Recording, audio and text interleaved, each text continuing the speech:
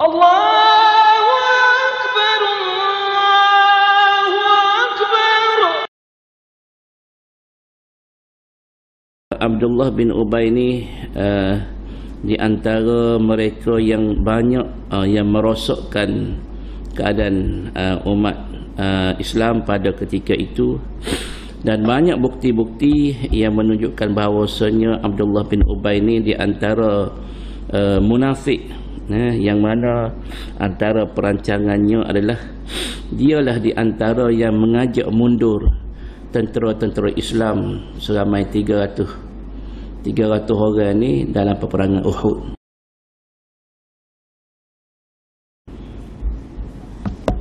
A'udzubillahi minasyaitonirrajim. Bismillahirrahmanirrahim. Assalamualaikum warahmatullahi wabarakatuh.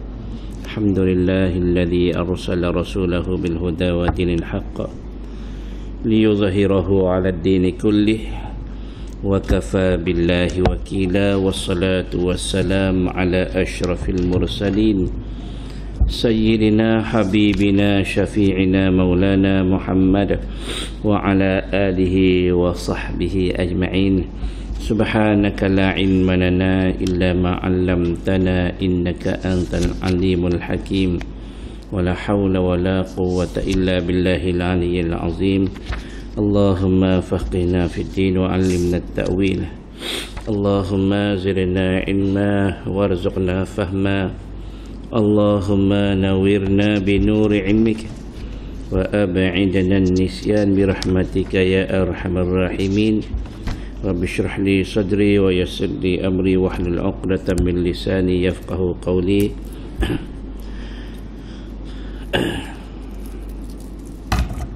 Nawaitu at-ta'alluma wat-ta'lim wat-tadhakkura wat-tadhkir wan-naf'a wal-intifa'a wal-ifadata wal-ifadata wal-istifadata wal-hatha 'ala at-tamassuki bi kitabillahi wa sunnati Rasulillah sallallahu alaihi wasallam wad-du'a ila al-huda wad-dalalata 'ala al-khair ibtigha'a wajhillah subhanahu wa ta'ala wa mardatihi wa qurbihi wa thawabihi.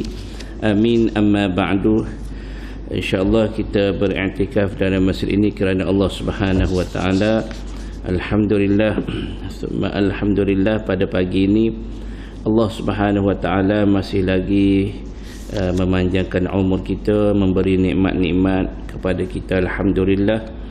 Dan insyaAllah pada pagi ini sebagai tanda syukur kepada Allah SWT, maka kita akan mempelajari, memahami ayat-ayat Allah Subhanahu Wa Taala, surah Al-Munafiqun, surah yang ke-63, mempunyai 11 ayat Madaniyah, surah Madaniyah. Dan insyaAllah pada pagi ini kita tadabbur ayat yang ke-5. Sebelum kita tadabbur ayat yang ke-5 ini, maka tuan-tuan semua, Allah SWT banyak menasihatkan Nabi kita Muhammad sallallahu alaihi wasallam terhadap orang-orang yang munafik, yang mana kita tahu bahawa di antara munafik yang berada bersama Nabi, solat bersama Nabi, dan menzahirkan Islam di dalam hati mereka, membenci Islam dan membenci Nabi Muhammad sallallahu alaihi wasallam dan membenci orang-orang mukmin. Dan cita-cita Abdullah bin Ubay ini, dia ini cita-citanya adalah untuk menjadi pemimpin besar di Madinah. Dan dia di antara orang yang menunjukkan keislamannya sama dengan keislaman kaum Aus dengan Khazraj, yang Nabi satukan Aus dengan Khazraj ni. Dan juga Abdullah bin Ubay ni di antara mereka yang banyak yang merosakkan keadaan umat Islam pada ketika itu, dan banyak bukti-bukti yang menunjukkan bahawasanya Abdullah bin Ubay ni di antara munafik, yang mana antara perancangannya adalah dialah di antara yang mengajak mundur tentera-tentera Islam seramai 300 orang ni dalam peperangan Uhud. dialah di antaranya yang ajak mundur, yang ajak supaya lari daripada peperangan. Dan juga di antara yang menyebarkan fitnah antara Sayyidatuna Aisyah dengan yang kita kenali sahabat yang bernama Safwan, yang menuduh Aisyah ada hubungan dengan Safwan. Dia fitnah dahsyat ni. Abdullah bin Ubay ni seorang yang terlalu amat dahsyat. Antara reaksi munafiknya lagi ialah di antaranya ialah rancangan untuk nak membunuh Nabi Muhammad sallallahu alaihi wasallam. Dia terlalu amat iri hati dengan Nabi, membenci Nabi Muhammad sallallahu alaihi wasallam. Dalam peperangan Zatul Riqa, dialah di antara yang merancang untuk nak bunuh Nabi Muhammad sallallahu alaihi wasallam. Dan juga dia pernah memerintahkan budak dia untuk melacurkan diri hamba dia. Dan Abdullah bin Ubay bin Salul ni, dia ada anak, dan anak-anak dia ni beriman kepada Allah SWT dan Rasulullah sallallahu alaihi wasallam. Dan anak dia di antaranya nama Abdullah juga, namanya Abdullah ataupun nama Hubab. Jadi Hubab ni pernah mencabar ayah dia, dan memaksa ayah dia. Cerita antara Hubab dengan ayah dia ni. Hubab ni ataupun nama Abdullah ataupun Hubab, anak kepada Abdullah bin Ubay bin Salul ni, dia pernah nak bunuh ayah dia. Dia pergi tanya Nabi, "Ya Rasulullah," dia dengar ayah dia ni di antara munafik yang diceritakan oleh Allah SWT dalam surah ni, surah Al-Munafiqun ni, surah munafik ni. Jadi tuan-tuan semua, maka Hubab ni pernah minta izin dengan Nabi, dia nak bunuh ayah dia. Minta Nabi izin saja. Dan di antara orang yang minta dengan Nabi untuk nak membunuh Abdullah bin Ubay ni adalah Umar bin Al-Khattab. Sayyidina Umar pernah minta izin dengan Nabi, "Ya Rasulullah, engkau bagi izin kepada aku nak bunuh. Aku nak pancung kepala Abdullah bin Ubay ni. Kerana dia ni di antara orang paling jahat, nampak baik tapi jahat." Jadi tuan-tuan semua, Nabi lari. Nabi kata, "Oleh, kalau aku benarkan kamu bunuh Umar, maka masyarakat orang ramai akan kata Muhammad membunuh orang Islam, membunuh sama sendiri." Sebab orang lain, mungkin orang lain tak percaya, tak kenal Abdullah bin Ubay. Tetapi Allah Ta'ala cerita siapa Abdullah bin Ubay ini. "Wallahu yashhadu innal munafiqina lakadzibun." Sehinggalah saat kematian Abdullah bin Ubay, maka bila mana anak Abdullah bin Ubay ni minta Nabi tolong cara mandi dan juga semaya maka Nabi pergi. Nabi semaya, tetapi Allah Ta'ala tegur pula Nabi Muhammad sallallahu alaihi wasallam dalam cerita yang kita akan belajar nanti.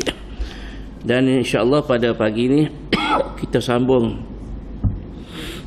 ayat yang kelima. Cerita berkaitan dengan orang munafik ni. A'udzu billahi minasyaitonir rajim. Wa idza qila lahum ta'alu yastaghfir lakum rasulullahi lawaw ru'usahum wa ra'aitahum yasuddun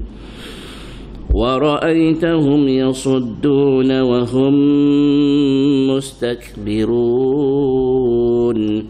Dan apabila dikatakan kepada mereka, marilah beriman, mudah-mudahan Rasulullah memintakan ampun bagi kamu. Siapa ni? Abdullah bin Ubay ni dapat tawaran supaya marilah beriman, tinggallah perbuatan munafik ni, tinggal, dan marilah minta maaf dengan Nabi, biar Nabi memberi keampunan, minta maaf dengan Allah Ta'ala. Maka mereka memutarkan kepala mereka. Paling kau lain tak nak, pusing kau lain tak nak dengar nasihat ni, tawaran ni tak nak. Dan engkau lihat mereka berpaling sedang mereka menyombongkan diri. Tak nak dinasihat beberapa kali. Anak dia nasihat, orang ramai nasihat, dah pecah tembelang dah ni. Abdullah bin Ubay ni munafik. Sawa'un 'alaihim astaghfarta lahum am lam tastaghfir lahum lan yaghfirallahu lahum innallaha la yahdil qaumal fasiqin.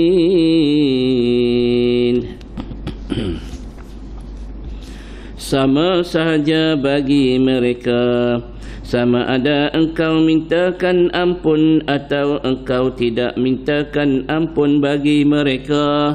Dah Nabi semaya jenazah dia, Allah Ta'ala tegur Nabi Muhammad, sama ada kamu minta ampun dosa dia ataupun tak minta ampun, sama je.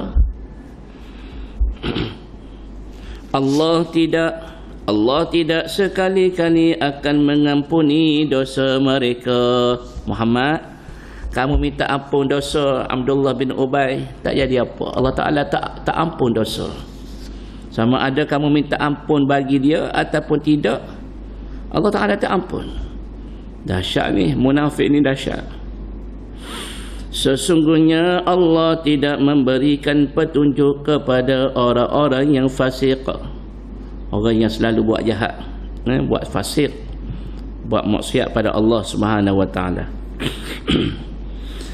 Humul ladzina yaquluna la tunfiqu ala man 'inda rasulillahi hatta yanfaddu walillahi khazainus samawati wal ardi walakinnal munafiqina la yafqahun. Mereka lah orang-orang yang mengatakan kepada orang Ansar, janganlah kamu memberikan perbelanjaan kepada orang Muhajirin yang berada di sisi Rasulullah. Dialah yang merosakkan hubungan antara Ansar dengan Muhajirin. Dia api-apikan Muhajirin, Ansar ni, supaya Ansar jangan bagi belanja, jangan bagi nafkah, jangan bagi support, sokongan, jangan, supaya mereka beredar meninggalkan Rasulullah. Supaya Muhajirin ni bila dia dah rasa susah, tak ada pihak-pihak yang mengambil berat, kerana dia ni kan pendatang. Dia ni Muhajirin daripada Mekah, tinggal kampung, tinggal keluarga, tinggal segala-gala, mari duduk di Madinah. Maka berhajat dan memerlukan bantuan daripada penduduk Madinah, Ansar. Maka Abdullah bin Ubay ni sekat penduduk ni, mengapi-apikan, racun, supaya penduduk Ansar ni benci kepada penduduk Muhajirin. Dan segala perbendaharaan yang ada di langit dan di bumi itu kepunyaan Allah. Allah kata, walillahi khazainus samawati wal ard. Walaupun sekalipun contoh penduduk Madinah Ansar ni tak nak tolong Muhajirin, tak ada masalah bagi Allah. Bagi Allah SWT khazanah yang ada di langit dan di bumi. Walakinnal munafiqina la yafqahun. Tetapi orang-orang munafik itu tidak memahami hak Allah SWT semua. Yang ada kekayaan Allah Ta'ala bagi itu bukan hak manusia, hak Allah semua. Allah Ta'ala bagi harta, rumah, apa semua sekali ni hak Allah SWT. Yaquluna la irja'na ila al-madinati la yukhrijanna al-a'azzu minha al-adhal walillahil izzatu wa lirasulihi wa lil mu'minina walakinnal munafiqina la ya'lamun. Mereka berkata, sesungguhnya kalau kami telah pulang ke Madinah, pasti orang yang lebih hina keluar dari kota Madinah. Nanti kita balik ke Madinah ni, nanti kita balik ke Madinah. Jadi orang-orang yang mulia akan menghalau orang-orang yang hina. Siapa dia ni? Yang dimaksudkan Al-A'azzu ni Abdullah bin Ubay. Abdullah bin Ubay kata, Al-A'azzu ni aku lebih baik. Yang hina-hina ni Al-Adhal, orang yang hina ni dimaksudkan adalah Muhammad.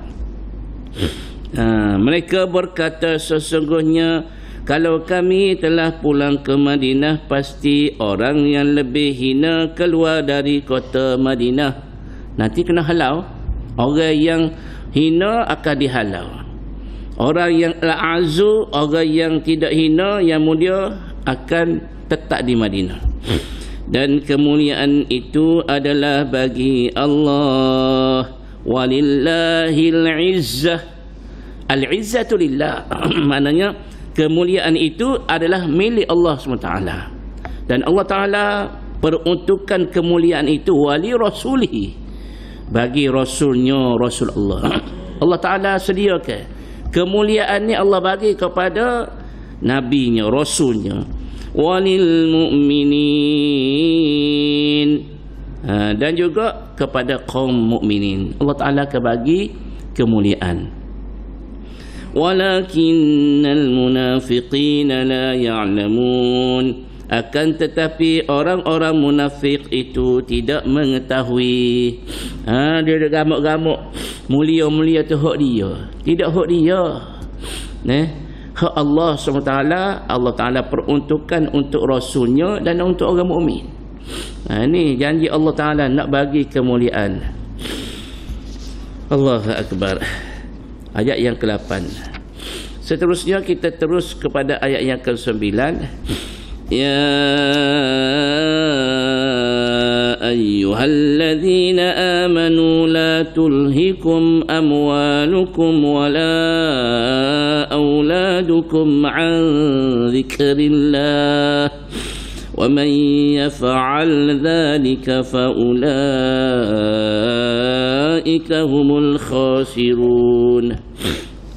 Hai orang-orang yang beriman, la tulhikum amwalukum wala auladukum an dzikrillah, janganlah sampai harta-harta kamu dan anak-anak kamu dapat melalaikan kamu dari mengingati Allah. Ada anak, ada harta, harta ada, anak ada, amwal dan aulad, anak-anak. Jangan harta dan anak-anak ini menjadi fitnah kepada orang beriman, sehingga anak ini melalaikan ataupun harta melalaikan daripada mengingati Allah SWT. Sepatutnya bila ada anak ni lagi kuat kita, sokongan daripada anak. Kita ni, biarlah anak kita ni dia panggil di antara yang membantu kita, yang bagi inspirasi kepada kita supaya kita ni lebih lagi kuat beramal. Dengan adanya harta kita, Allah Ta'ala bagi harta ni, biarlah kita ni lebih takwa pada Allah Ta'ala. Ada harta, contoh, ada harta kenderaan contoh, bukan suruh sipir. Kenderaan kita tu biar dia bawa kita pergi tempat-tempat yang baik, antaranya masjid.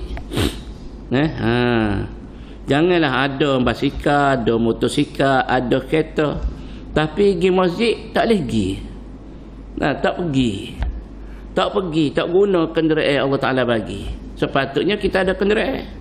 Alasan kenapa tak pergi masjid, kenapa tak pergi kuliah, kenapa tak pergi tempat-tempat baik, pergi ke tempat lain, ataupun tak nak guna saya dan sebagainya. Barang siapa yang berbuat demikian, maka mereka itulah orang-orang yang rugi. Ada anak-anak, ada harta, tetapi melalaikan. Semoga kita tidak dilalaikan oleh harta benda dan anak-anak isteri kita lah. Dan Nabi sallallahu alaihi wasallam juga menasihatkan, di antaranya Nabi kata, i'mal lidunyaka ka'annaka ta'ishu abada wa'amal akhiratika wa'amal li akhiratika ka'annaka tamutu ghada. Nabi kata, beramallah bagi dunia kamu seolah-olah kamu akan hidup selama-lamanya. Bila buat kerja dunia ni, esok ada lagi. Nak musyarat, esok ada lagi. Nak buat kerja tak sudah, esok pula ada lagi. Seolah-olah esok tu boleh hidup lagi. Esok masih ada kalau kerja dunia. Tetapi kalau kerja akhirat, esok sudah tidak ada. Nak selesai hari ni. Semaya selesai, hak 5 selesai hari tu lah. Jangan tinggal. Kerana apa? Kerana biar selesai beres, nak mati tak apalah, esok tak tahu, belum tentu lagi hidup. Belum tentu. Pas ni belum tentu. Yang kita lihat mati atas sejadah kemarin, mari dulu. Subuh bila? Subuh kemarin, mari dulu. Di mana? Balikpapan. Mati sepasal sujud. Allah Akbar, payah nak boleh ni. Dan manusia akan mati di atas kebiasaan apa dia buat. Masya Allah, hebat. Mati tengok sujud. Tuan-tuan tengok video tu kan, mati tengok sujud. Hak belakang pun bengah. Makmum belakang bengah, lepas tu sujud pula. Dia jadi datuk imam. Tak apalah, mana dia jadi tu imam tu. Kalau kita mengaji, bila akad dah dahi, sepatutnya dia tak payah tahu sujud dah. Dia terus naik jadi imam, tapi dia terus jadi 2 kali ya. Kalau mazhab kita duk mengaji tu, batal lah semaya, tak ada sebab sujud 2 kali. Tapi tak apalah, tu cerita lain. Nak ceritanya, nak tunjuknya hebatnya mati dah ada sujud. Allahu Akbar, masya-Allah. Jadi bila kita buat kerja-kerja ni, Nabi kata, wa'amal li akhiratika, buat amalah bagi akhirat engkau, ka'annaka tamutu ghadan, seolah-olah esok kamu akan mati. Beres ke kerja-kerja yang berkaitan dengan akhirat ni? Beres ke? Baik, terusnya ayat ke berapa? 10. 9 sudah dah? 10.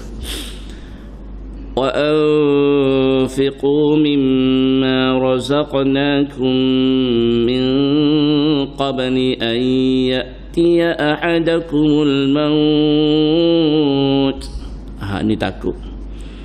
فَيَقُولَ رَبِّ لَوْلَا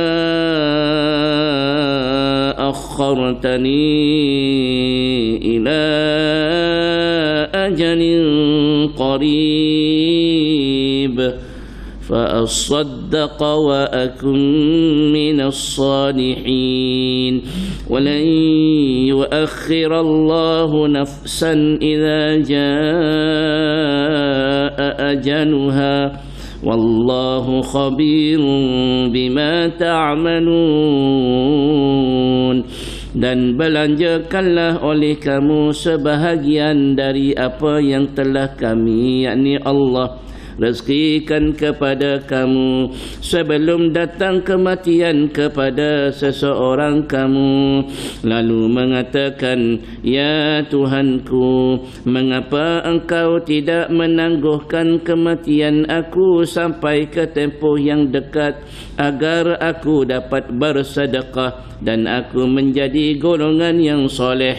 Nak jadi soleh sebelum mati, nak bersedekah sebelum mati, nak buat baik sebelum mati.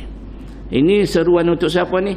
Untuk ya ayyuhalladzina amanu, bagi orang-orang yang beriman. Allah Ta'ala panggil tadi, ya ayyuhalladzina amanu, wahai orang-orang yang beriman, nafkahkan, berbelanjakan apa yang Allah Ta'ala bagi rezeki kepada kamu. Nak nafkah, nak sedekah, nak zakat, nak sebagainya, min qabli ay ya'tiya ahadakumul maut, sebelum datangnya mati. Bila masa tu nak mati ataupun sudah mati, maka dia berdoa pada Allah SWT, Rabbi, wahai Tuhan, laula akhartani ila ajalin qarib, kalaulah engkau bagi tempoh sedikit saja masa boleh hidup, nescaya fa as-saddaqa, nescaya pasti aku akan bersedekah.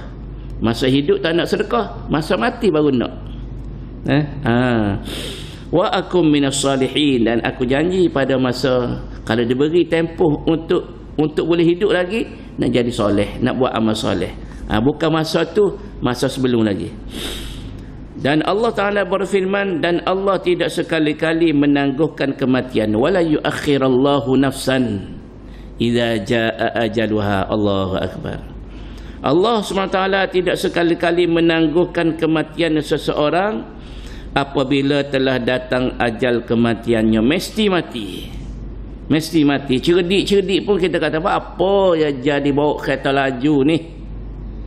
Apa ya tak nampak kau orang ni? Allah Ta'ala ada takdir dah lagu tu. Mu cerdik kau, mu pandai kau, mu hebat kau, tak jadi tak hebat belaka dah. Apa LSing ada? Apa yang jadi boleh aksiden begini? Tak nampak kau. Dah Allah Ta'ala dah atur belaka dah. Dia mati lagu tu. Naik kapal terbang. Ada hok kena tinggal ke kapal terbang. Sepatutnya dia naik. Dia naik, sepatutnya tiket dia dah ada dah. Tapi oleh kerana dia lewat, dia tak naik kapal terbang dah. Hok lain naik. Naik lepas tu jatuh. Ada hok patut dia kena naik, tapi ajal dia tak mari lagi. Allah Ta'ala takdirkan dia ni ditinggal oleh kapal terbang. Ada kita dengar cerita-cerita, Masya Allah. Jadi kita tak tahulah ajal kita ni di mana, bila, bagaimana, kita tak tahu. Tetapi yang pastinya, idza jaa ajaluha, bila datang ajal mereka, la yuakhirallah, Allah Ta'ala tidak akan memperlewatkan, tepat masa dia. Allahu akbar. Itu kita kena buat persediaan. Wallahu khabirun bima ta'malun, dan Allah amat pakar mengenai apa yang kamu kerjakan. Allah Ta'ala tahu, khabir, tahu secara mendalam, bukan tahu sikit-sikit, ada benda tak tahu, ada benda tahu. Tak, khabirun, menyeluruh pengetahuan Allah SWT. Bima ta'malun, apa yang kamu kerjakan. Sama ada mu sorang, mu jauh, mu duduk jauh daripada orang ramai, kau duduk mana sekalipun, Allah SWT khabirum bima ta'malun, mengetahui apa yang kamu lakukan. Allahu akbar. Jadi itulah sahaja apa ni yang kita belajar di antara yang sempat kita berkongsi dalam surah Al-Munafiqun. Dan insya-Allah selepas daripada kita belajar surah Al-Munafiqun dah habis ni, insya-Allah minggu hadapan kita akan belajar surah Al-Jumu'ah, insya-Allah. Jadi itu atas semua bahasa sekolah itu dulu. Mengucap terima kasih semua yang hadir. Mudah-mudahan kehadiran kita ini dapat pahala daripada Allah Ta'ala. Allah terima amalan kita pada pagi ini, insya-Allah. Dan sama-sama kita beramal apa yang disampaikan oleh Nabi kita Muhammad sallallahu alaihi wasallam yang dihantar melalui Jibril alaihissalam daripada Allah SWT. Wallahu alam. Kita tangguh dengan tasbih kafarah dan suratul asri. Subhanakallahumma wa bihamdik, asyhadu an la ilaha illa anta, astaghfiruka wa atubu ilaik. Bismillahirrahmanirrahim. Wal asri innal insana lafi khusr illa alladhina amanu wa amilus salihati wa tawasaw bil haqqi wa tawasaw bis sabr. Wassalamu alaikum warahmatullahi wabarakatuh.